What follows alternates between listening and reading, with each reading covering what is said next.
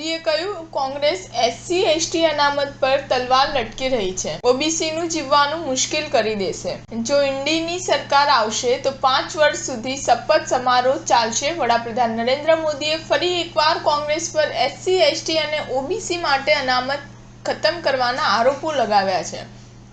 સોમવારે આપેલા ઇન્ટરવ્યુમાં મોદીએ કહ્યું કે કોંગ્રેસ એસસી એસટી અનામત પર તલવાર લટકી રહી છે, કોંગ્રેસ ઓબીસીનું જીવવાનું મુશ્કેલ કરી દેશે।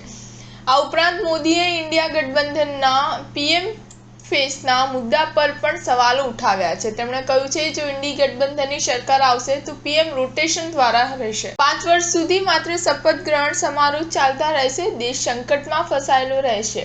દેશ 30 વર્ષની અસ્થિરતા અને ગઠબંધન સરકારોનો સમય જોયો છે। બીજેપી શું કરશે અને શું નહીં તે અમારા મેનિફેસ્ટોમાં લખેલું છે। આ સવાલ તમારા મનમાં કેવી રીતે આવ્યો? અમારી વિચારધારા સ્પષ્ટ છે, અમે અમારી વિચારધારાના આધારે દેશ સમક્ષ મેનિફેસ્ટો રજૂ કરીએ છીએ। મહેરબાની કરીને આવા સજ્જનોના વિચાર અમારા પર લાદશો નહીં। કોંગ્રેસનું કહેવું છે કે તેઓ સામાજિક આર્થિક સર્વેક્ષણના આધારે સિસ્ટમને રીડિસ્ટ્રીબ્યુશન કરશે। આ અંગે તમારો શું અભિપ્રાય છે? મોદી કહે છે, સર્વેનો અર્થ શું છે? સર્વે એટલે કે દરેક પરિવારના ઘરે દરોડા પાડવાનો છે।